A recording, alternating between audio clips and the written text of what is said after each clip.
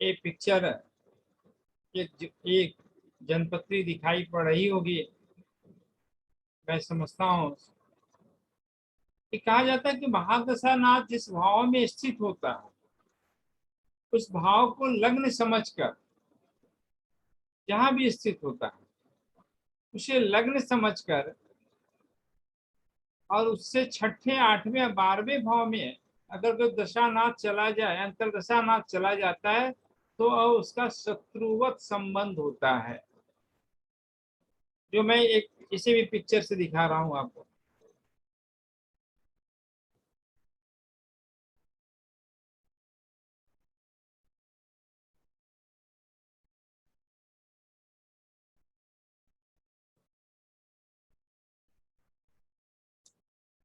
छठे आठवें 12वें में हो तो दशानाथ का शत्रु हो जाता है।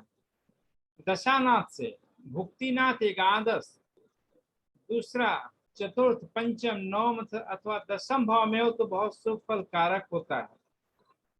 भुक्तिनाथ दशानाथ के साथ हो या उससे सप्तम हो तो शुभ फल देता है। अब इससे मैं एक उदाहरण के द्वारा मैं देखने का प्रयास करता हूं।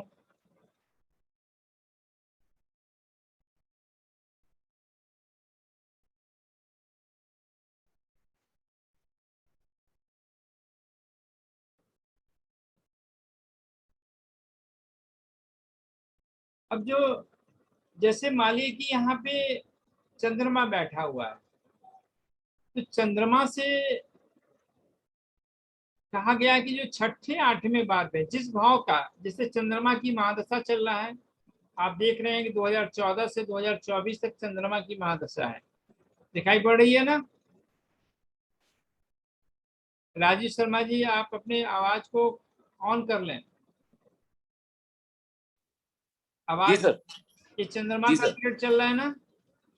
जी सर। चंद्रमा से हम चर्चा करते हैं कि चंद्रमा का इनका पीरियड कैसा होगा। अब चंद्रमा से लेकर कहा जाता है कि छठे आठवें 12वें भाव में हो तो उस दशानाथ का, ये महादशा, ये दशानाथ है, उसके अंदर की जो पीरियड है वो अंतरदशानाथ है, माने अंतरदशा का पीरियड है। तो दशानाथ से लेकर ये छठे आठवें 12वें भाव में जो जो ग्रहों की स्थिति बैठती है वो उसका शत्रुवत हो जाता है। अब यहाँ से लेकर के चंद्रमा से लेकर क्या है, सप्तम या अष्टम हो गया बुध, तो बुध क्या होगा, इनकी पीरियड अच्छी नहीं चलेगी।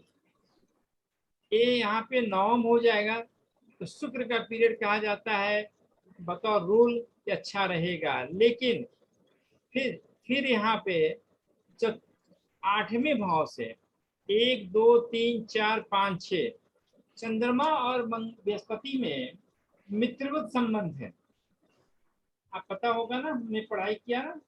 लेकिन कहा जाता है कि महादशानाथ से अंतरदशानाथ का जो संबंध है, अगर छठे भाव में होता है तो वह पीरियड अच्छा फल नहीं देता है। तो ये बृहस्पति का पीरियड क्या होगा, चंद्रमा से जो बृहस्पति का जो पीरियड होगा वह बहुत अच्छा फल देने में सामर्थ्यवान नहीं होगा। ठीक है, इसे थोड़ा एक कुंडली में बदल देता हूँ। सर। एक डेट ऑफ बर्थ में चेंज करता हूँ, कोई भी डेट ऑफ बर्थ एक मैं डाल देता हूँ। 2 फरवरी 1964 है, ये मैं डालता हूँ। 20 वजह से ये मैं डाल देता हूँ, एक गया डाल देता हूँ, किसी का भी है। ठीक है, अब इससे मैं थोड़ा सा देखता हूँ। अब यही चंद्रमा का पीरियड है, शनि का पीरियड है या चंद्रमा का पीरियड है। ये शनि से लेकर के मान लिया जाए कि शनि यहाँ पे क्या है, अपने राशि पे बैठा है। शनि से लेकर अगर कोई भी दशा का छठे आठवें 12वें भाव में संबंध होगा तो क्या होगा, अच्छा नहीं होगा। लेकिन चतुर्थ पंचम नवम दशम और एकादश भाव में अगर उनका संबंध होगा तो अब पीरियड उनके लिए अच्छा चलेगा।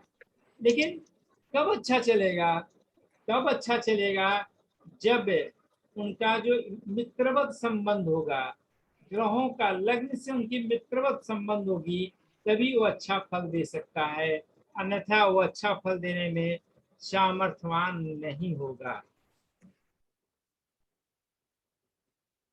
अब मैं इसे बंद करता हूँ, मैं अपने स्क्रीन शेयर पे आता हूँ। दशानाथ के शत्रु के अंतरदशानाथ तथा लग्नेश के शत्रु के अंतरदशा में जब भी किसी का दशा चल रही हो, मान लिया जाए कि चंद्रमा की दशा चल रही है या सूर्य की दशा चल रही है, तो सूर्य से शनि का क्या संबंध है? शत्रुवत संबंध है। तो जब भी दशानाथ का अंतरदशानाथ में शत्रुवत संबंध हो या लग्न का वो शत्रु की संबंध हो, तो उस पीरियड में नुकसान होता है। क्या नुकसान होता है? शत्रुओं की भय होती है, मान सम्मान की कमी हो जाती है और विभिन्न प्रकार के यातनाओं और परेशानियों का सामना करते देखा गया है। ऐसा कम से कम बहुत ऐसी स्थिति में बनती है, लेकिन ऐसे ग्रह का सुख फल देना तभी संभव होगा जब वह कम से कम कुछ स्थिति में जैसे बलवान हो, जैसे केंद्र से बलवान हो, केंद्र में हो या त्रिकोण में हो या वर्गोत्तम हो। वर्गोत्तम में हमने चर्चा की थी, जब किसी की जन्मपत्री में जिस राशि में होने पे अगर नवमांश में भी उसी राशि पे होती है तो वर्गोत्तम हो जाता है और वह अच्छा फल देता है। और जब उच्च का होता है, किसी किसी डिग्रियों पे कोई भी ग्रह उच्च के होते हैं, कहीं कहीं मूल त्रिकोण होते हैं और कहीं कहीं स्वग्रही भी हो जाते हैं। बुध की स्थिति जो होती है कि कन्या राशि पे मूल त्रिकोण भी होते हैं, स्वग्रही भी हो जाते हैं और वहां पे वो अपने राशि के स्वामी के मालिक भी हो जाते हैं, अमूल त्रिकोणगत भी हो जाते हैं, उच्च का भी हो जाते हैं।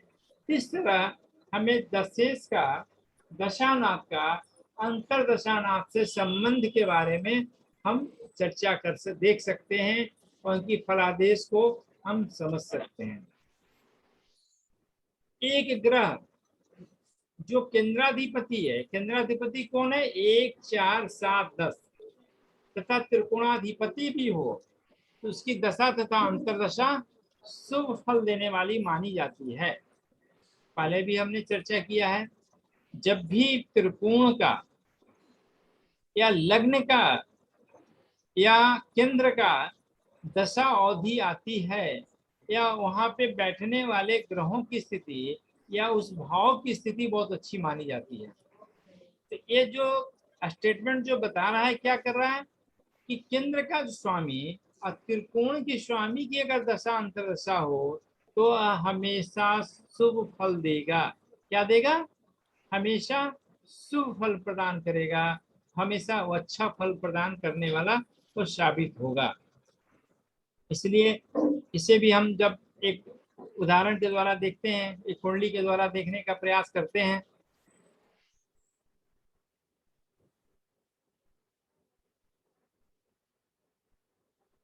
जैसे एक कन्या लग्न की जन्मपत्री है, तो कन्या लग्न की जन्मपत्री में क्या शुक्र क्या है?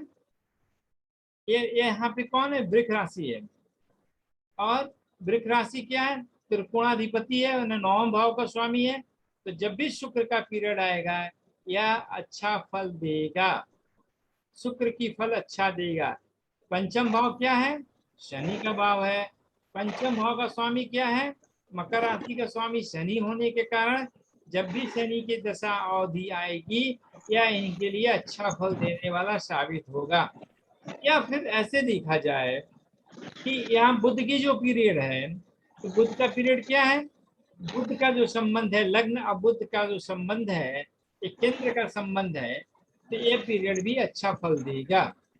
यहाँ पे सप्तम भाव का जो स्वामी है बृहस्पति है, कहा जाता है। स्लाइड चेंज नहीं हुआ है? स्लाइड चेंज नहीं हुआ है।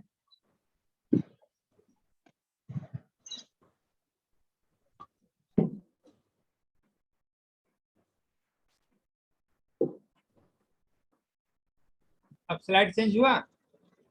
जी जी जी जी हो गया।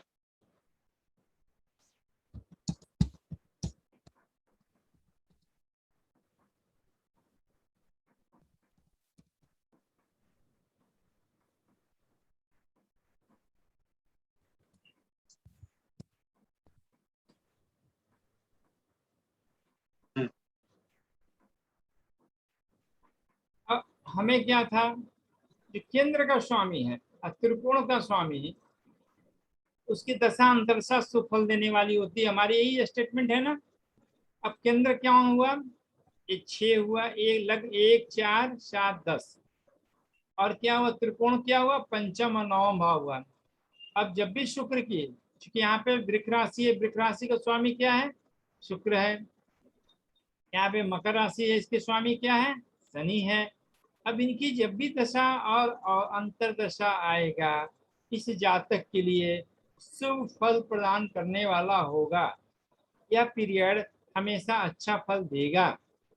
लेकिन केंद्र के बारे में जब देखा जाए तो ये लग्न का स्वामी है और दशम भाव का स्वामी, इनकी दशा अंतरदशा भी अच्छा फल देगा।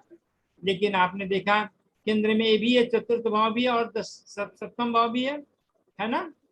सप्तम भाव का स्वामी बृहस्पति है, और सप्तम भाव के बारे में आपने जाना होगा, ये मार्कत्व की भी भाव है। और हम पहले स्लाइड में हम बताए हैं कि जो लग्न का शत्रुवत नहीं हो, लग्न से उसके मित्रवत संबंध हो। बुध और गुरु का जो संबंध एक सामान्य संबंध है, लेकिन यह पीरियड उनकी थोड़ी अच्छी नहीं रहेगी, क्योंकि यहाँ पे केतु की उपस्थिति है।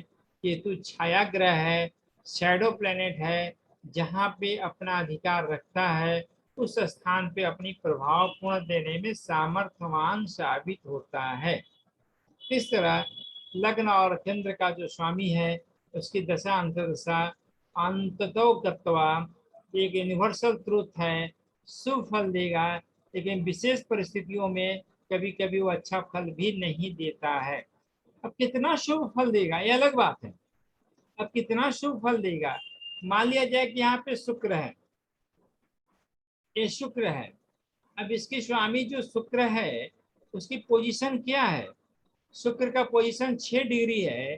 तो 6 डिग्री का मतलब वो शुक्र कमजोर है, तो जितना बल देना चाहिए वो नहीं देगा। पहला लाभ क्या था, एक त्रिकोण का स्वामी अगर दूसरे त्रिकोण में चला जाता है तो अपने शुभ प्रभाव को खो देता है। तो त्रिकोण का स्वामी दूसरे त्रिकोण में गया, अपने मंगल के प्रबल शत्रु राशि के साथ बैठा है। तो ये शुक्र का पीरियड त्रिकोण अधिपति होने के बावजूद वो अपना पीरियड जो अच्छा फल देना चाहिए था वह नहीं दे पाएगा। ठीक है।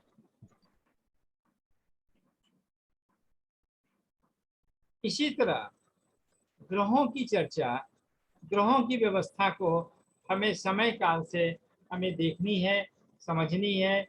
इन्हीं सिस्टम में ज्योतिषी फेल करने लगते हैं, ज्योतिषी का आकलन सही नहीं हो पाता है।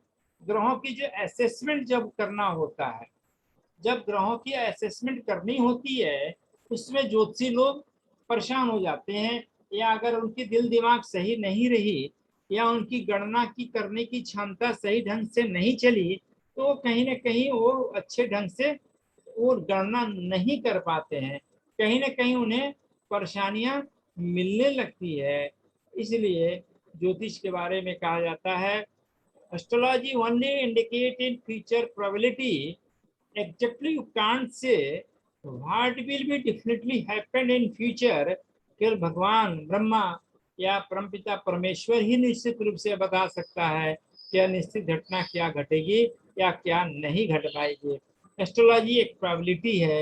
इतनी सारी सर्कमस्टांसेस को एक साथ देखना पड़ता है। मैं क्या एक और उदाहरण आपको बता रहा हूँ, मैं दिखा रहा हूँ एक को।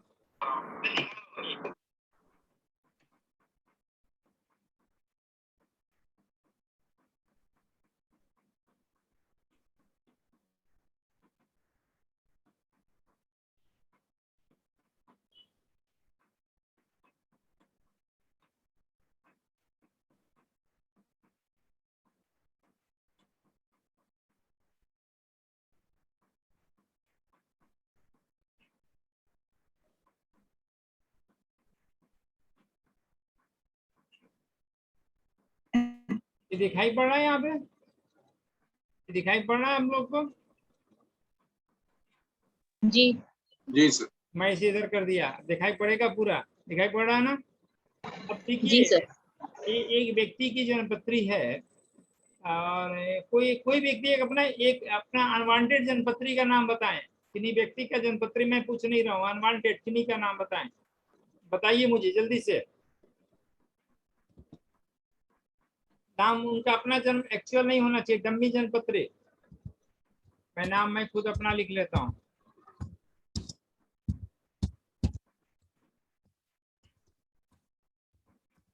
इसी को समझना है, बताइए जल्दी से।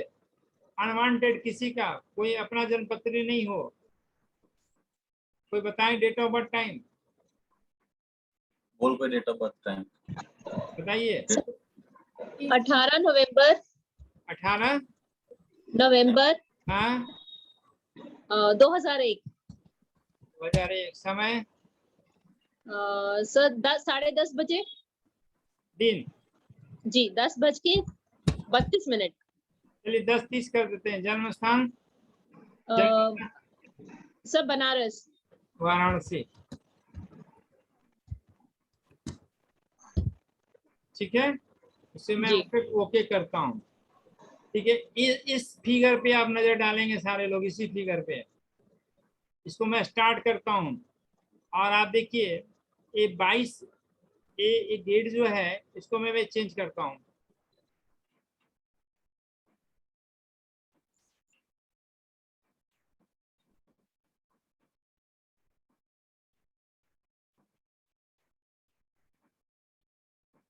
मैं स्टार्ट कर दिया।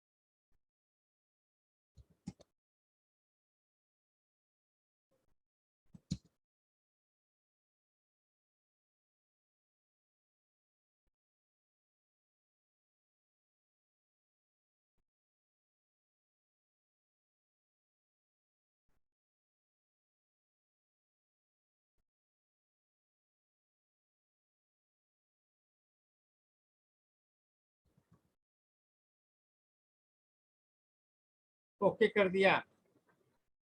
ठीक है,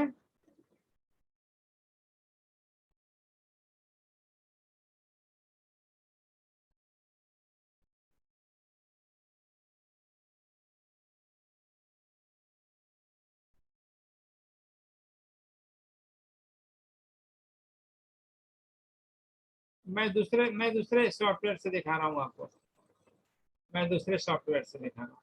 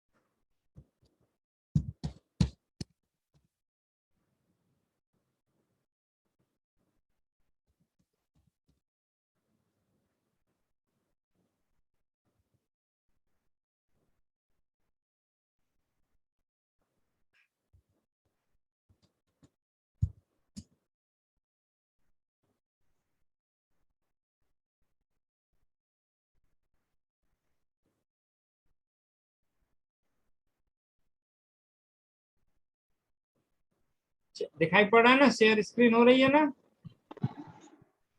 स्क्रीन शेयर हो रही है ना। जी जी इसको मैं इधर कर दिया। अब मैं दिखा रहा हूं आपको ट्रांजिट कितना तेजी से, अब देखिए आप इसको, अब देखिए कितना तेजी से घूम रहा है, ये कितना तेजी से घूम रहा है।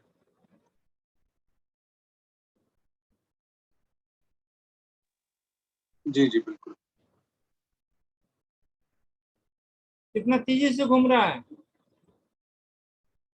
अभी इस पूरे यूनिवर्सल सिस्टम में इतनी तेजी से ग्रहों के घूमने की गतियां को पकड़ना, ये ज्योतिषी के लिए कितना कठिन, कितना दुष्कर है।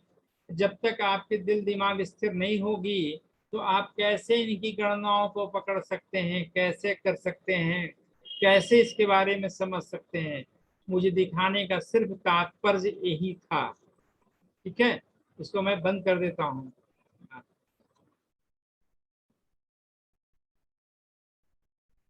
मुझे दिखाने का सिर्फ यही तात्पर्य था कि इतनी यूनिवर्स में, ब्रह्मांड में, आकाश गंगा में इतनी तेजी से ग्रहों की गतियां इतनी तेजी से घूम रही है, उसे हम पृथ्वी स्थितवासी होकर यहाँ से उसकी गतियां को पकड़ के समझना और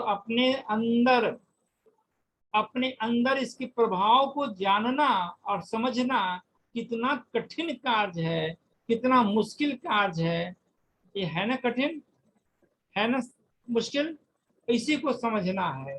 और जिस दिन जो व्यक्ति इसको अच्छी तरह समझ जाते हैं वही एक अच्छे ज्योतिषी का बनते हैं, अन्यथा बाकी लोग नहीं बन पाते।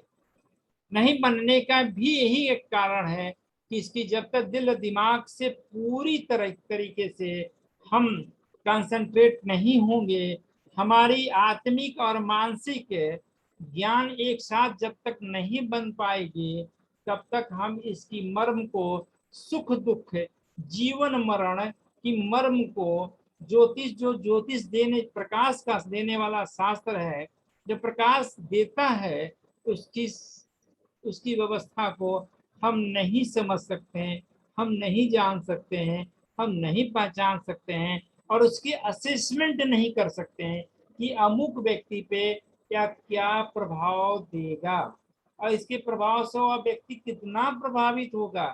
चूंकि ये जो प्रभाव जो मिल रहा है सभी के लिए एक समान से मिल रहा है, लेकिन वो जातक के अपनी ग्रहों की दशाओं के हिसाब से।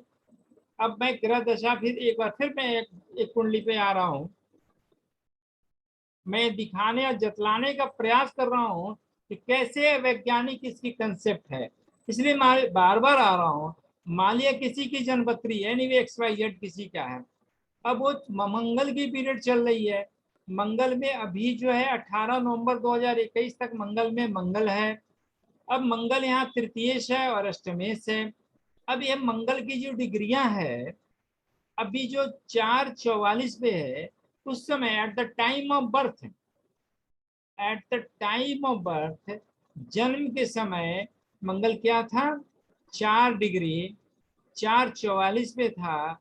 मंगल की पोजीशन क्या थी, उत्तराभाद्र नक्षत्र पे था और ये सूर्य के नक्षत्र पे था। मंगल क्या द्वादश के नक्षत्र पे था। मंगल क्या करेगा, मार्केश देगा, क्या देगा, शारीरिक क्षय देगा, क्या देगा, परेशानी देगी।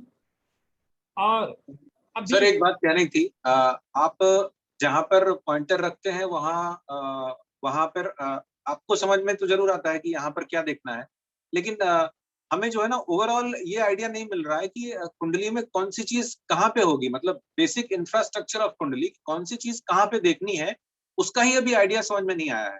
आपको पता है इसलिए आप पकड़ लेते हैं वहां पर, हमें नहीं पकड़ में मिल रहा है। थोड़ा समय लगेगा, या ज्योतिष की ज्ञान है और थोड़ा वक्त लगेगा।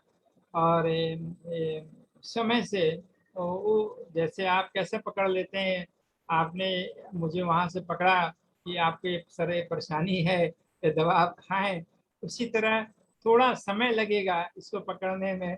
और मैं समझता हूँ कि वो मैं प्रयास करूंगा कि वो पकड़ आप में आ जाए।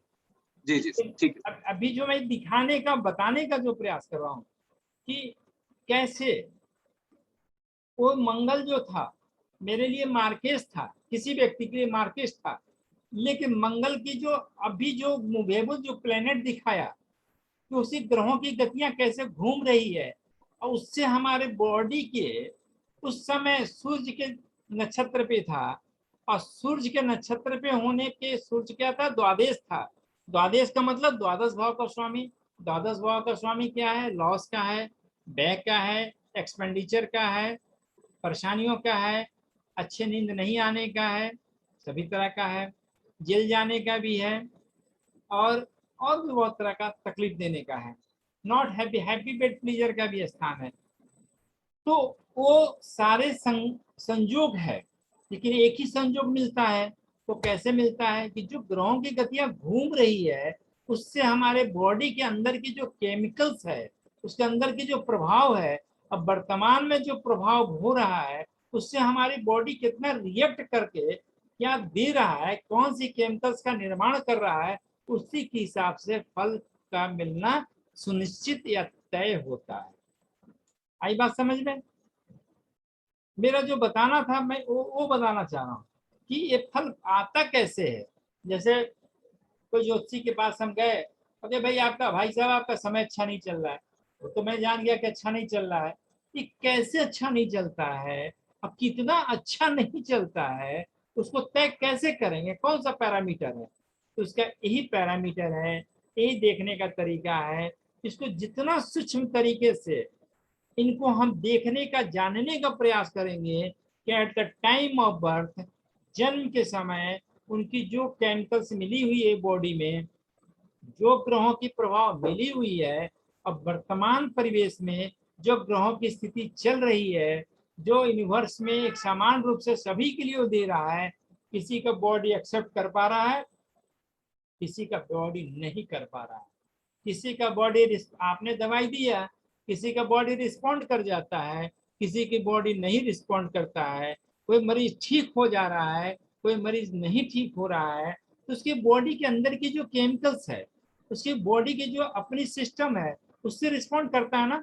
वही चीज मैं यहाँ पे ग्रहों में दिखाने का और जतलाने का प्रयास कर रहा हूँ, बताने का प्रयास कर रहा हूँ कि ग्रहों की जो गतियां है, ग्रहों की जो रश्मि है, जो किरणें हैं, जो अनवरत आकाश गंगा से हमारे ब्रह्मांडी में स्थित तो फैल रहा है, और हमारे जन्म के समय जो ग्रहों की स्थितियां थी, वर्तमान परिवेश में जो ग्रहों की स्थितियां हैं, उससे एक रिएक्शन होता है, और उस रिएक्शन होकर के एक नई केमिकल्स का निर्माण होता है, जिससे वह समय हमारे लिए अच्छा हो जाता है और किसी के लिए वह समय बुरा हो जाता है। यहाँ तक बात समझ में आई कि नहीं? अब मुझे बताएं, उसके बाद मैं आगे बढ़ूंगा। जी सर। सर मेरे 2-3 क्वेश्चंस हैं। हाँ, पहले एक बार मैं डॉक्टर हिमांशु से मैं मिलना चाहूंगा कि आप जो मैं बताना चाह रहा हूँ डॉक्टर साहब, आपको ये बात समझ में आई कि नहीं आई? हाँ, ये बात समझ में आ गई। क्या समझ में आई? आप मुझे अब एक्सप्लेन करें। मैं लेमैन हूँ, आप एस्ट्रोलॉजर हो गए, आप मुझे बताइए। आप जब आप मुझे कुंडली के किसी समय के बारे में पूछना चाहते हैं कि अभी मेरा समय कैसा चल रहा है, तो उस समय में जो कुंडली के अंदर जो गणनाएं मुझे मिलती हैं, वो गणनाओं का एक्सप्लेनेशन होता है, लेकिन वो आपके साथ दूसरी तरह बिहेव कर सकती हैं। आपके समय और आपके उसमें जन्मे हुए किसी दूसरे आदमी के साथ थोड़ा सा दूसरा भी बिहेव कर सकती हैं। मुझे ऐसा समझ में आया। क्यों बिहेव करती है ऐसा? क्योंकि ये आपकी बॉडी किस तरह रिस्पॉन्स कर रही है, यानी आपके जो प्लैनेट्स हैं, वो आपके मतलब उन ऊर्जाओं का कैसा रिस्पॉन्स वापस आ रहा है, उस पर भी निर्भर करती है। डॉक्टर सीमा, आप बताएं कि ये सही बता रहे हैं कि नहीं बता रहे हैं? सर मैं समझ, अब सारे लोग प्लीज आज वीडियो ऑन कर लें, आज चेहरा मत छिपाएं, आज वीडियो ऑन करें। एक क्लास के अवसान की बेला में हम लोग चल रहे हैं, वीडियो ऑन करेंगे तभी मैं आपकी बात समझ पाऊंगा और आपको मैं देख पाऊंगा। सारे लोग वीडियो ऑन करें। हाँ डॉक्टर सीमा, आप बताएं कि एक क्या इनके क्या करना है। जी सर, मुझे लगता है उन्होंने ये सही बताया, मैंने भी यही समझा लगता है। नहीं है, मुझे कंफर्म रिजल्ट अभी चाहिए। मुझे लगता उगता की बात नहीं है। मेडिकल साइंस में लगने की कहाँ सवाल है, तो ज्योतिष में भी लगने की बात नहीं है। इसको कंफर्म हमें सवाल जवाब चाहिए आज। सर मैं एग्री करती हूँ जो उन्होंने जी मैं एग्री करती हूँ उन्होंने जो बताया। और ये होता है कि जैसे आप जब पैदा हुए तो आपकी एक केमिकल कंपोजिशन बनती है। एक मिनट मैं कान में लगा लेता हूँ ईयरफोन, कुछ आवाज।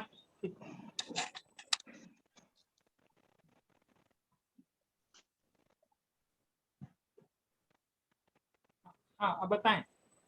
जी सर, मेरे वर्ड से होगा तो मैं कहूंगी कि जब कोई आदमी पैदा होता है तो जिस तरीके से ये ग्रहों की स्थिति होती है उसके अनुसार उसका एक केमिकल कंपोजिशन बनता है।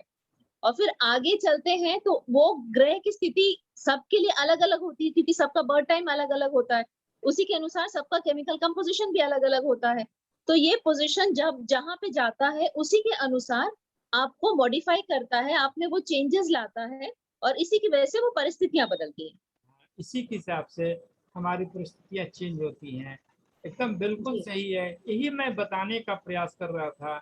यही मैं आज ज्योतिष की क्लास का मेरा मकसद सिर्फ इतना था, आप लोग का बताने का, जताने का, कैसे एस्ट्रोलॉजी में कैसे ग्रह अपने हिसाब से हर एक व्यक्ति पे।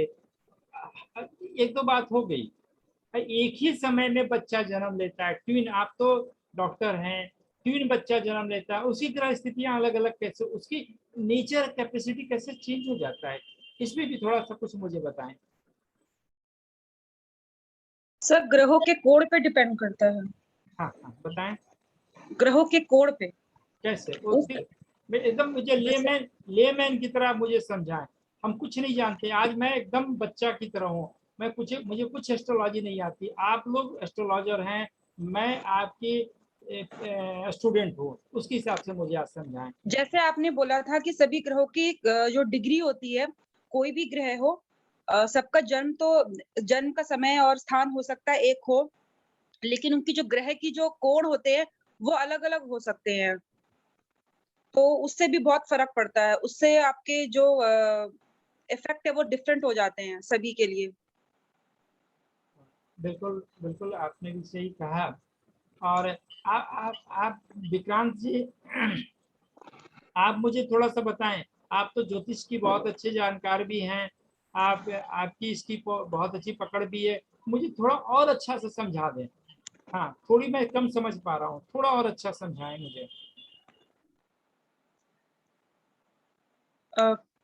नहीं सर, बस यही है, मतलब मैं तो यही समझ पाई हूँ अभी कि डिग्री। मैं आपकी बाद वाले से पूछ रहा हूँ, उनका नाम मैं भूल रहा हूँ, VS उनका नाम लिखा हुआ, पूरा नाम लिखा हुआ नहीं, इसलिए मैंने विक्रांत शर्मा जी।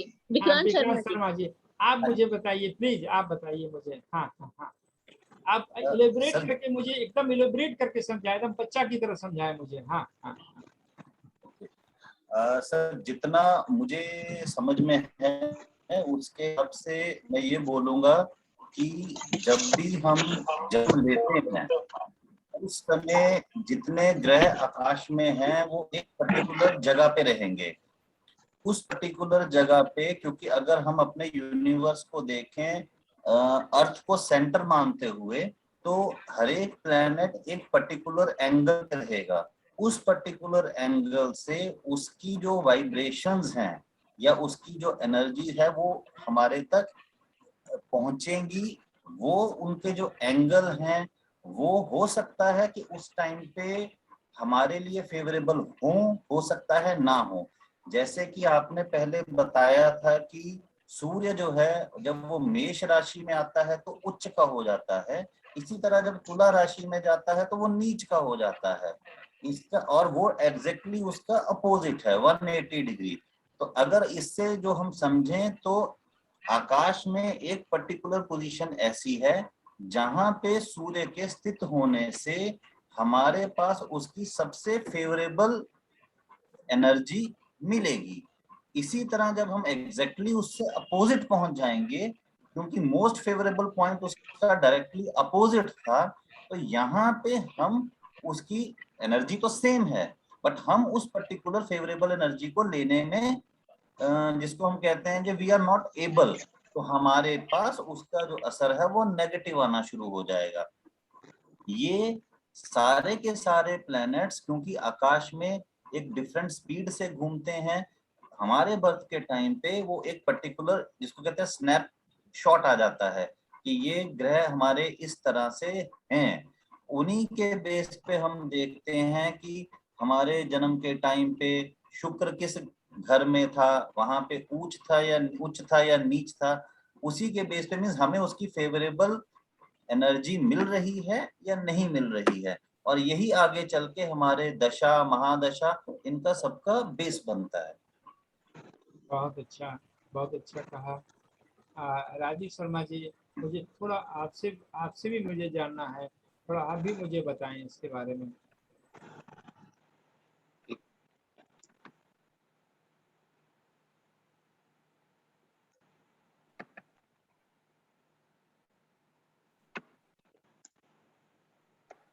अनम्यूट नहीं हो पा रहा सर, एक मिनट। आपकी आवाज आ रही है शर्मा सर? बोले। अच्छा, मेरी आवाज आ रही है? अच्छा, हाँ, मेरे को लगा अनम्यूट नहीं हो पा रहा, मेरे इस पे म्यूट दिखा रहा था। अच्छा सर, विक्रांत शर्मा जी ने जो कहा मैं उसी को दूसरे शब्दों में मैं कहूंगा सर।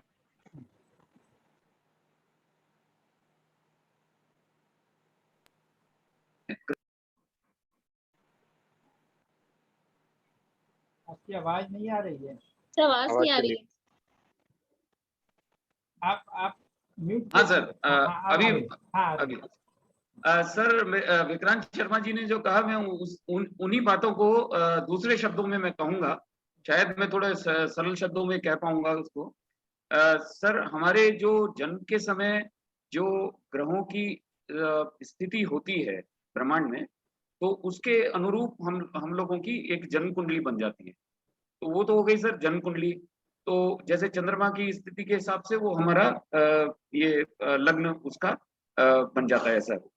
अच्छा, अब क्या है सर कि उसके बाद जो ग्रहों में जो हमारी दशा और प्रत्यंतर दशा, वो जो चंद्रमा जिस भाव में हो तो उसके हिसाब से वो डिटरमाइन होता है सर। जो जो मेरे को बहुत सालों पहले मैंने जाना था, भुक्त और भोग्य कुछ कहा जाता है कि जो आप इतना जो है भोग चुके हैं और इतना भोगना बाकी है। तो उसके हिसाब से जो भी स्थिति होगी ग्रहों की, जिसको कहना चाहिए कि महादशा और अंतरदशा और प्रत्यंतर दशा, तो हर एक की अलग होगी। तो वो गवर्न करेगा, ये दो चीजों को देखनी पड़ेगी, और वो गवर्न करेगा हमारी जो उस समय की स्थिति की शुभ है कि अशुभ है किस तरीके से। और वो हर एक का ये सब जन्मपत्री एक होने के बावजूद, जैसे आपने जुड़वा का जो बताया सर, हो सकता है जी की जन्म कुंडली एक जैसी दिखाई दे, लेकिन उसका जो महादशा अंतरदशा और प्रत्यंतर दशा वो अलग अलग होगी, इस वजह से वो अलग अलग तरीके से बिहेव करेंगे। धन्यवाद। बहुत अच्छा आपने बताया और मुझे बहुत अच्छा समझ में आ गया। और मुझे लग रहा है पूर्णिमा लगता है, पूर्णिमा आप बता दो मुझे। ये बहुत इंटेलिजेंट हमारी स्टूडेंट रह चुकी है, ये भी हमें मुझे लगता है कि अच्छे ढंग से बताएगी। पूर्णिमा, थोड़ा सा और बताओ, तुम भी थोड़ा और बताओ, तुम एलेबोरेट करो इसको और अपने एंगल से। यस सर, जहाँ तक मुझे समझ में आया कि जैसे कि एक समय में दो बच्चों का जन्म होता है, ठीक है, लेकिन दोनों का नेचर अलग होता है। तो अगर कुछ मिनटों का दोनों में डिफरेंसेस होता है तो उस अनुसार से नक्षत्र और राशियां सारे चेंज हो जाते हैं मिनटों में ही, इसलिए उसका दोनों का प्रभाव दोनों पे अलग अलग पड़ता है, और इस वजह से उनके थोड़ी स्थितियां अलग होती है। इस पे थोड़ा सा मैं बाद में कभी मौका मिलेगा तो मैं बताऊंगा। इसके कारण थोड़ी अलग है, ये कारण नहीं होता है सर। इसमें हाँ, आप बताएं। इसमें मैं थोड़ा सा बोलना चाहूंगा कि ट्विंस के केस में अगर हम D1 चार्ट देखेंगे, जैसे राशि चार्ट देखेंगे, तो उसमें तो हो सकता है कि डिग्री वाइज कोई ज्यादा चेंज हमें ना दिखे, बट जब हम आगे उनके डिटेल चार्ट्स में जाएंगे, जैसे जो षष्ठी वाला D60 चार्ट है, उसमें हमें मेन डिफरेंस देखने में मिलेगा, जहां से हम एक्चुअल पकड़ पाएंगे कि उन दोनों के लाइफ में इतने डिफरेंसेस क्यों आ रहे हैं और उसके पीछे का कारण क्या है, वो भी मैं कभी बाद में चर्चा करूंगा। अभी चूंकि इस क्लास में चर्चा करना, अपने क्लास के लिख से मैं अलग हट जाऊंगा। मैं कभी चर्चा करूंगा, इस पर मैं चर्चा करूंगा क्यों ऐसा होता है। डॉक्टर साहब आप अपने ऑडियो को और वीडियो को ऑन करें। डॉक्टर साहब, डॉक्टर मदन मोहन साहब, आप अपने वीडियो और ऑडियो को ऑन करें प्लीज। आप लोग से मुखातिब हों। डॉक्टर साहब थोड़ा सा आप बताएं, क्योंकि आपकी भी बहुत विस्तृत जानकारी है ज्योतिष पे, और बहुत दिनों से आप अनवरत ज्योतिष में आप लगे हुए हैं, और ज्योतिष की ज्ञान की गंगा आप में विगत 30-40 सालों से बह रही है, और मेडिकल साइंस में आप जितनी ऊंचे पद पे सुशोभित किया, प्रिंसिपल रहे मगध मेडिकल कॉलेज का, जो बहुत बड़ा मेडिकल कॉलेज है भारत का, उसमें रहे। तो थोड़ा सा आप बताएं मुझे, और बाकी भी लोग को इस ज्ञान से ज्ञान मिलेगा। आप अपने ऑडियो को ऑन करके बताएं डॉक्टर साहब प्लीज।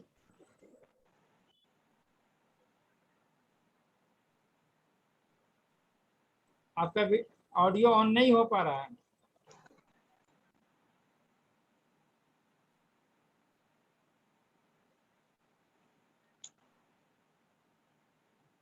किसी बच्चे का सहारा ले लें डॉक्टर साहब ऑडियो ऑन करने के लिए। हाँ, किसी बच्चे का पोता पोती का सहारा ले लें। हाँ हाँ, अब ऑडियो ऑन हो गया, आप बताएं बताएं। हाँ, इस चीज पर तो हम बहुत दिन से सोच रहे हैं। हाँ, आप लोग अगर डिस्कस कर रहे हैं, लेकिन अभी तक इसमें हम कोई निष्कर्ष पर नहीं पहुंचे। ऐसा क्यों हो जाता है? क्योंकि दो बच्चे एक ही साथ जन्म लेते हैं। नहीं, दो बच्चे पे अभी हम चर्चा नहीं आपसे करना चाहेंगे। इसका विषय मैं बताऊंगा, कि चूंकि आप उस पर नहीं पहुंच पाएंगे अभी, क्योंकि वो चीज के हमने चर्चा किया ही नहीं है, इस पर मैंने बताया ही नहीं है। अभी जो चर्चा हम कर रहे थे कि एक व्यक्ति की किसी की जन्म होती है, और उसकी दशा अवधि में हम दशा अंतरदशा के हिसाब से उसकी अवधि में वो कैसे परिवर्तन हो जाता है, और एक उसी व्यक्ति में पूरे यूनिवर्स में, आकाश गंगा में पूरे ग्रह रश्मि एक साथ अपनी प्रकाश दे रहे हैं, लेकिन व्यक्ति विशेष पे उनका असर अलग अलग होकर के अलग अलग प्रभाव से प्रभावित करता है। उसके लिए जो पिक्चर मैंने 2-3 डायग्राम बताई, उस पर मैं आपसे जानना चाह रहा हूँ। इस पर तो मैं खुद सोचते रहा हूँ, लेकिन निष्कर्ष पर नहीं पहुंचा हूँ। चलिए ठीक है, फिर कभी मैं इसकी चर्चा करूंगा। और इतना जरूर है कि सभी लोगों ने करीब करीब बहुत अच्छा, करीब करीब नहीं, सब लोगों ने बहुत अच्छा आंसर दिया। और हमारे बॉडी की जो केमिकल्स है, जिस केमिकल से कंपाउंड से हमारी बॉडी की निर्माण हुई है, जो 5 तत्वों से कहा जाता है, गोस्वामी तुलसीदास ने भी कहा है रामचरितमानस में, क्षितिजल पावक गगन शमीरा, पंच रहित या अधम शरीरा। 5 तत्वों से हमारी शरीर की निर्माण हुई है, उत्पत्ति हुई है, फिर इन 5 तत्वों में विलीन हो जाता है। और कहा जाता है कि मस्तिष्क में जो है ये आकाश तत्व है, और कंधे में अग्नि तत्व, और नाभि में जो है ये वायु तत्व है, और पादांत में जल, और घुटने में पृथ्वी तत्व की वास होती है। तो 5 तत्व हमारे वास्तु में भी उसका असर होता है, हमारे अंगूठे में भी असर है, अंगूठे में आकाश तत्व है, और पूरी ये 5 तत्वों का पूरी प्रभाव होती है हमारे पूरे शरीर पे। इन 5 तत्व में जिस एलिमेंट्स के हर व्यक्ति के साथ जो 5 तत्व की एलिमेंट्स है, earth element, air element, fire element, ether element, जो भी एलिमेंट है हमारा, तो हर एलिमेंट में अलग अलग होता है, अलग अलग एलिमेंट होता है। इसको कहेंगे कि आप कैसे जानें कि अलग अलग होता है, तो इसको मैं एक इंस्ट्रूमेंट के द्वारा आपको दिखा सकता हूँ कि आपके अंदर की स्कैनर ऑरा के माध्यम से आपके अंदर के एलिमेंट का लेवल क्या है। डॉक्टर राजीव शर्मा के एलिमेंट क्या है, डॉक्टर हिमांशु पांडे के एलिमेंट क्या है, और आपके घरों के अंदर का जो एलिमेंट है, जो वास्तु के अंदर का एलिमेंट, वो भी अलग अलग होता है। अलग अलग घरों पे, अलग अलग घरों में अलग अलग लॉन्गिट्यूड और लेटिट्यूड के आधार पे उनकी एलिमेंट, अलग अलग मैग्नेटिक फील्ड के आधार पे, अलग अलग जियोपैथिक स्ट्रेस के आधार पे वो सारा चीज बदलते रहता है। और उसके हिसाब से हम वहाँ के पूरे प्रभाव से हम प्रभावित, हमारी शरीर होते रहती है।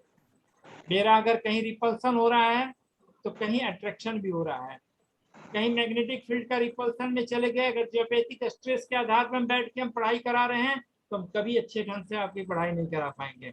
हम कहीं भी अच्छे ढंग से आपका मेरा एक्सप्रेशन अच्छा नहीं होगा, मेरे वे ऑफ टॉकिंग अच्छी नहीं होगी, वे ऑफ स्टाइल अच्छा नहीं होगा, मेरा वे ऑफ प्रेजेंटेशन हमारा अच्छा नहीं होगा। दूसरी तरफ बॉडी के अंदर में भी बहुत सारे ऐसे तत्व हैं जो ज्योतिष के हिसाब से देखा जाता है, ग्रहों के हिसाब से देखा जाता है, नक्षत्रों कंस्टिलेशन के हिसाब से देखा जाता है कि at the time of birth, जन्म के समय कौन कौन सी तत्व कितने मॉलिक्यूल्स में कौन कौन सी केमिकल्स का कैसे निर्माण इनकी बॉडी में हुई है, और उस निर्माण के हिसाब से वर्तमान परिवेश में वह निर्माण जो दशा अंतरदशा कॉस्मिक वेव में जो चलने वाले ग्रहों की गतियां हैं वह कैसे प्रभावित करती है, वो समान रूप से पूरे पृथ्वी पे स्थित वासियों को दे रहा है। लेकिन हमारे बॉडी अलग रिस्पॉन्ड कर रहा है, आपका बॉडी अलग कर रहा है, उनकी बॉडी अलग कर रहा है। जिनकी जो स्थिति रहती है उसको एक्सेप्ट करता है, कुछ चार्ज होता है, कुछ डिस्चार्ज होता है, कुछ रिपल्सन होता है, कुछ अट्रैक्शन करता है। उसके हिसाब से हमारी समय अवधि का निर्माण होता है, हमारा समय का निर्माण होता है, हमारा काल का निर्माण होता है, हमारे अवधि का निर्माण होता है, हमारे ग्रह दशा का निर्माण होकर के हम कहते हैं कि आप पे अच्छा समय चल रहा है और कल आपका समय खराब होगा, परसों आपकी समय अच्छी होगी, या समय आपका golden period of your life का चल रहा है। उसी के आधार पे हमें तय करनी पड़ती है, उसी के आधार पे हम तय करते हैं। ठीक है, यहाँ तक तो समझ में आ गया। अब हम आगे चलें अपने विषय वस्तु की ओर। जी सर एक प्रश्न मैं पूछ सकता हूँ, जन्म समय का मतलब क्या है?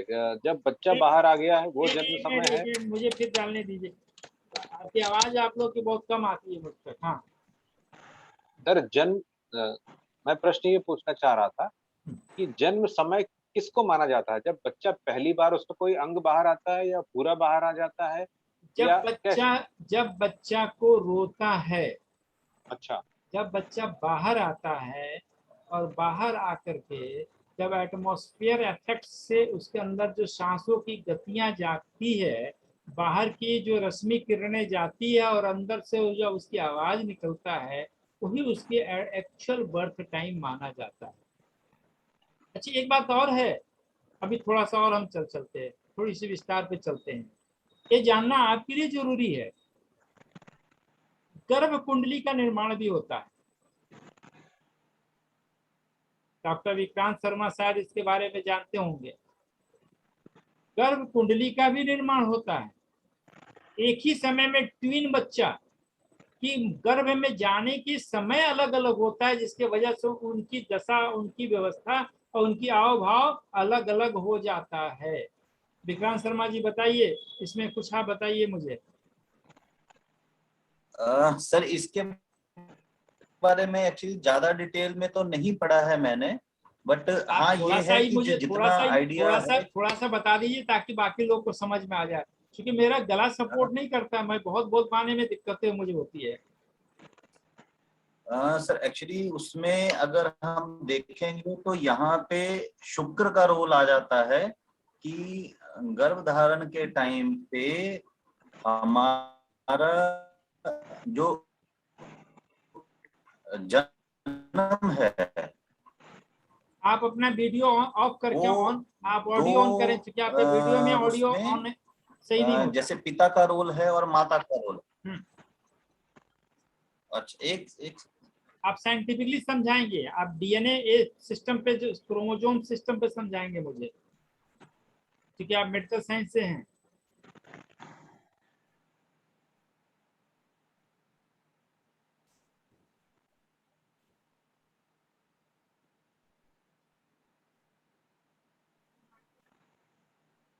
सर अभी आवाज आ रही है? हाँ आ रही है। सर पहली बात तो क्या है कि मैं मेडिकल साइंस से नहीं हूँ। आप नहीं है तो तो डॉक्टर सीमा बताएंगी या डॉक्टर हिमांशु मुझे बताएंगे? डॉक्टर सीमा मुझे बताएंगे या डॉक्टर राजीव शर्मा जी बताएंगे मुझे? डॉक्टर सीमा मुझे लगता है बता देंगे मेरी सवाल का जवाब। सर मैं इसके बारे में वो एस्ट्रोलॉजी पॉइंट से नहीं जानती हूँ, बट गायनोकोलॉजी पॉइंट से मैं जरूर जानूंगी, क्योंकि इसमें जो जैसा सर ने भी बोला कि जब गर्भधारण होता है तो उसमें मून की स्थिति बुध की स्थिति और वीनस की स्थिति बहुत इंपॉर्टेंट होती है। तो ये स्थिति माँ के अनुसार इंपॉर्टेंट होती है, तभी गर्भ धारण हुआ।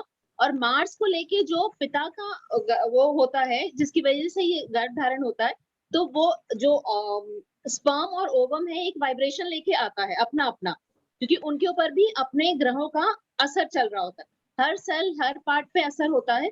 तो फिर वो जब जाइगोट बनते हैं तो उसी कॉम्बिनेशन का एक वाइब्रेशन बना उसका। एक और मिनट जब एक मिनट, तो सबका अलग अलग बनता है ना? जी जी जी पहले 2 बच्चा वहां हुआ तो दोनों बच्चा का अलग अलग बना ना? बिल्कुल तो बिल्कुल सर, दोनों क्योंकि बच्चा का अलग अलग बना, तो दोनों बच्चा की ग्रह दशा अवधि एक ही समय जन्म होने के बावजूद या सीजेरियन करने के बावजूद दोनों की फीचर और दोनों की कॉम्बिनेशन और दोनों के रूप रंग आकृति में बदलाव आ जाती है ना, आती है? बिल्कुल सर, बिल्कुल बिल्कुल सर। कारण है, यही मुझे कहना है। आप अगले कभी सेमिनार होगा, कहीं भी आप जाएंगी, इसी चीजों पे आपकी चर्चा करनी है कि एस्ट्रोलॉजिकल और मेडिकल साइंसेज की कोरिलेट करके कैसे at the time of birth, एक समय एक लॉन्गिट्यूड एक लैटिट्यूड पे एक बच्चे का जब हम जन्म कराते हैं, तो बच्चा एक साथ जब ट्विन जन्म लेता है, लेकिन उसकी कोई बच्चा बहुत बड़ा साइंटिस्ट बन जाता है और कोई बच्चा बिजनेसमैन बन जाता है, इसका क्या कारण है? तो इसकी कारण यही है जो आपसे मैं इन लोगों को बताने का प्रयास किया। ठीक है जी सर। और डॉक्टर हिमांशु इसमें मुझे और समझाएंगे, जो कि आप सर्जिकल डॉक्टर हैं, सर्जन हैं। कुछ और आप बताएं डॉक्टर हिमांशु, मुझे आए आप मेरे सामने। सर मैं आपके सामने ही हूँ, मेरी हाँ। इमेज नहीं दिख रही है सर क्या? हाँ हाँ जी। ये क्या डॉक्टर सीमा सही बताई? हाँ सर, डॉक्टर सीमा ने बताया सही या नहीं, ये मैं नहीं जानता, क्योंकि उन्होंने तो एस्ट्रोलॉजिकल पॉइंट से बताया। और आप मुझे मेडिकल साइंस के हिसाब से बता दें।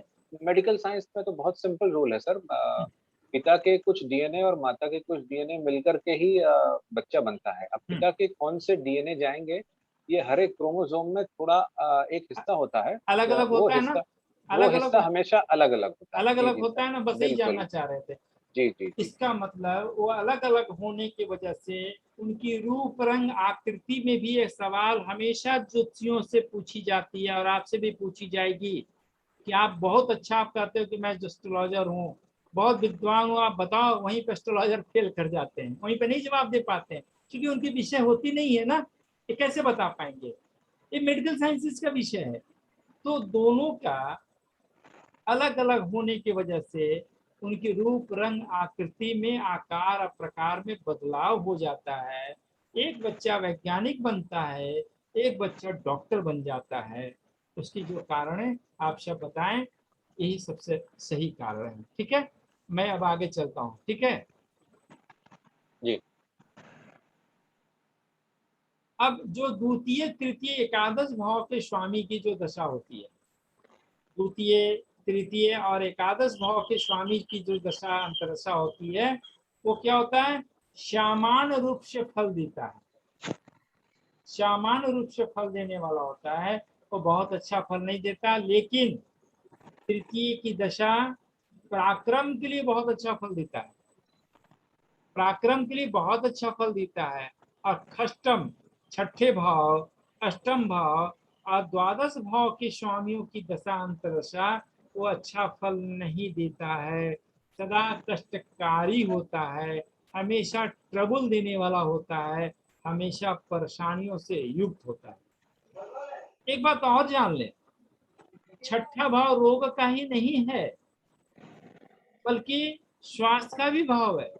इसलिए छठा भाव अगर आपका खराब होगा तो आपकी स्वास्थ्य में कमी आ जाएगी। क्या चीज आएगी? फिजिकल हेल्थ में कमी आएगी, आपकी स्वास्थ्य में कमी आएगी, आपकी बॉडी की फिजिकल रेसिस्टेंस में कमी आ जाएगी। इसलिए छठे, अष्टम और एकादश भाव के स्वामी की दशा अंतरदशा अच्छा फल नहीं देता है। यदि महादशानाथ से दुष्ट पापी ग्रह की अंतरदशा नाथ शुभ ग्रहों के साथ हो, परंतु ये दोनों आपस में पराशरीय संबंधों में हीन हो तो प्राय शुभ ही फल देता है।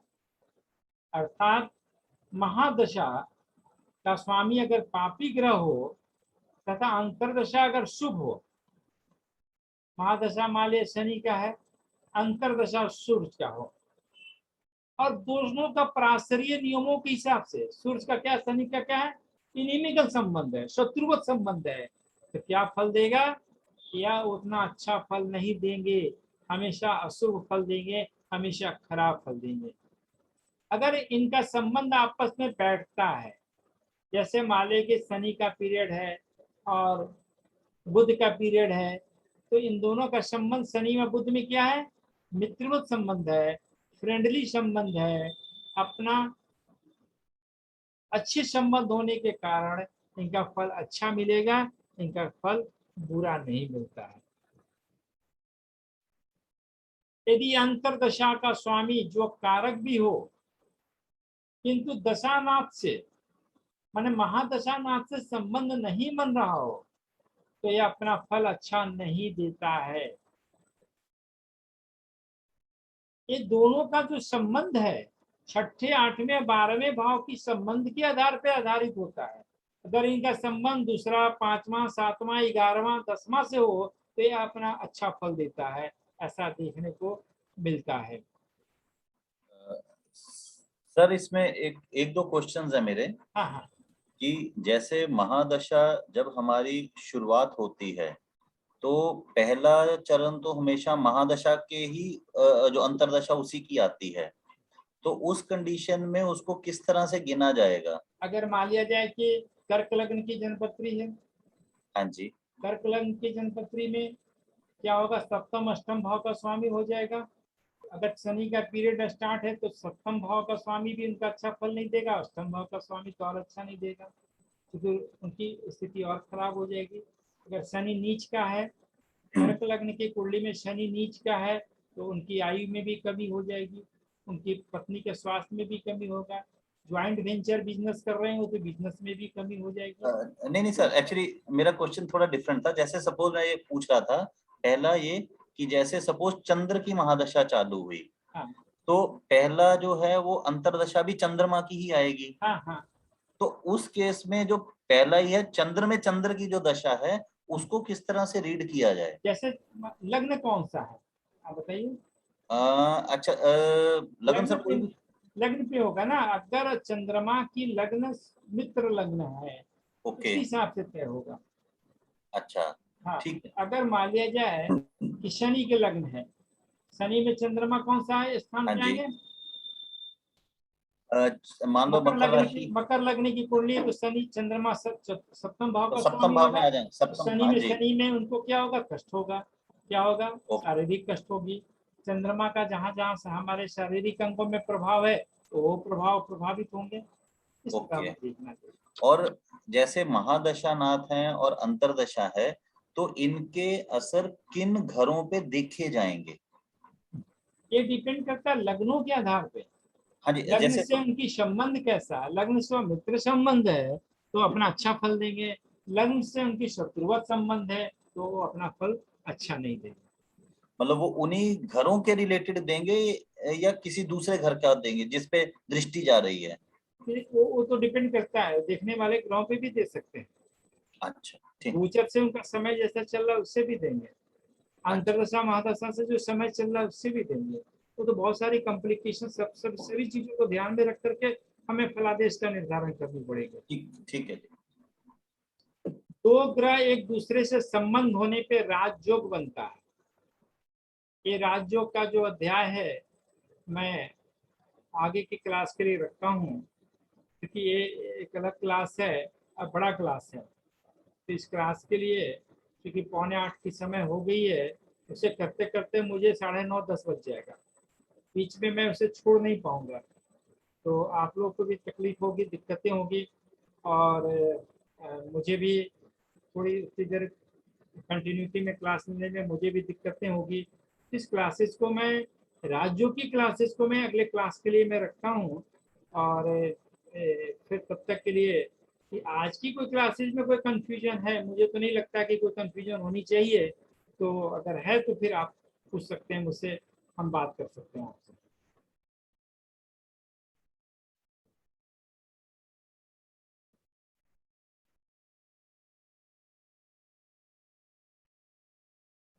आज कहीं कोई दिक्कत? इस क्लास को मैं बंद करने की आपसे अनुमति चाहता हूं। रक्षाबंधन की पुनः एक बार सभी लोग की शुभकामनाएं, और हम लोग का आने वाला समय उज्जवल हो, ज्योतिष की ज्ञान हमारी अच्छी हो, इस अच्छे ज्योतिष के ज्ञान का अच्छे जगह पे हम इस्तेमाल कर सकें, और इसके बारे में जो अंधविश्वास है, पाखंड है, और इसके बारे में जो एक भ्रांतियां हैं, मुझे लगता है यह दूर होने का है, और इससे एक बहुत बड़ा मौका भी मिलेगा, तो मौका भी मिला है। इसलिए इस चीज़ों को ध्यान में रखते हुए, ज्योतिष एक विज्ञान है, जहाँ पे विज्ञान की सीमाएं खत्म होती है उस स्थान से इनकी सीमाएं प्रारंभ होती है। इसी चीज़ों को ध्यान में रखकर इसकी एप्लीकेशन अप्लाइड एस्ट्रोलॉजी की एप्लीकेशन मेडिकल साइंस में जिस समय करी जाएगी। अभी एक मौका मुझे मिला था दिल्ली में, department of management disaster, DMI, department of management disaster, IMD उसको बोलते हैं, institute of management disaster, IMD जाने का मौका मिला। उसके जो डायरेक्टर थे, अभी बस 3-4 दिनों की पहले की बात है, उन्होंने कहा कि इसकी एप्लीकेशन कैसे करी जा सकती है एस्ट्रोलॉजी में। मैंने उन्हें कहा कि इसकी एप्लीकेशन बड़ा आसान तरीके से की जा सकती है। आप यहाँ भूकंप आती है, उसके बाद आप उसका ऑपरेशन करते हैं, उसकी मैनेजमेंट करते हैं। वो ऑपरेशन भूकंप आए उसके पहले की मैं बात आपको बता दूंगा, ताकि उसकी पूरी मैनेजमेंट आप सही ढंग से आप कर सके। फ्लड कहीं आना है, साइक्लोन कहीं आना है, उसके पहले हम बता देंगे। और इसको पूर्ण रूप से इसमें सच्चाई है, ये देखने का विषय है, जानने का विषय है, समझने का है। इसकी पूरी सच्चाई आप अपने प्रेजेंटेशन के माध्यम से मैं आपको सारी एक एक चीज को स्टेप बाय स्टेप आपके साइंटिफिकली डिवाइस पे, एस्ट्रोनॉमिकल साइंसेज में प्रजन 2006 अहमदाबाद में लगा था, पूरे वर्ल्ड के वैज्ञानिक आए थे, मौसम विज्ञान के वैज्ञानिक थे। पहले मौसम की जो भविष्यवाणियां होती थी, सही होता भी था, नहीं भी होता था। तो ऐसा नहीं था कि मौसम की जो भविष्यवाणी करने वाले लोग हैं या वो डिपार्टमेंट गलत है, हमारी कहीं ना कहीं नॉलेज में कमियां हैं। उसी तरह ज्योतिष में भी कहीं ना कहीं हमारे नॉलेज में कमियां रही, जिसकी वजह से उसका पूर्ण काम हम नहीं करा पाए, पूर्ण हमारी प्रिडिक्शन सही नहीं हो सक पाई। लेकिन ऐसी बात नहीं है, बहुत परफेक्शन आई है। इसमें भी शोध हुआ, अनुसंधान हुआ, हम जैसे लोग इस पे अनवरत कार्य कर रहे हैं, और इसकी अच्छी हम लोग रिजल्ट देने में सक्षम हो रहे हैं। अगर 60 to 70% भी हमारी प्रेडिक्शन सही हो जाती है कि इस एरिया में भूकंप आएगा, और इसमें बहुत ज़्यादा, तो आपको अगर ये पता चल जाता है कि इस एरिया के को हम पहले से प्रिकॉशन में ले लें, और इसकी पहले से हमारी मैनेजमेंट हमारी सरकार कर ले, तो बहुत बड़ी बात हो जाएगी ना हमारे लिए।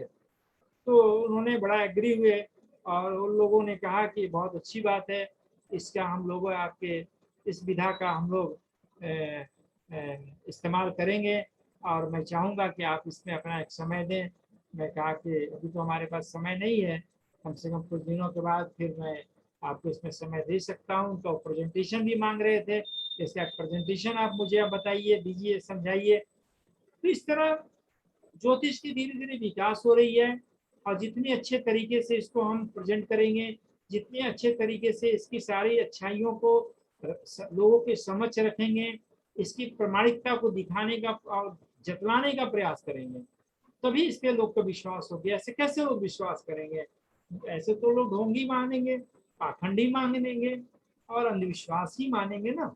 इसलिए ज्योतिष के आप लोग की क्लास लेने का मेरा मकसद था कि समाज के एक बहुत अच्छे से जगहों पे आप अपनी सेवा दे रहे हैं, और सेकंड गॉड आप सब माने जाते हैं। आपकी बहुत ज़रूरत है सोसाइटी को। अगर अप्लाइड एस्ट्रोलॉजी की एप्लीकेशन आप अपने कार्यों में थोड़ा सा भी आपका 10% हो कर लें, तो इसकी बहुत अच्छी रिजल्ट आप दे सकते हैं अपने क्षेत्रों में, अपने लोगों को, अपने क्लाइंट्स को, अपने मरीजों को। इसी के साथ मैं इस क्लास को आपसे बंद करने का मैं इजाज़त लेना चाहता हूँ।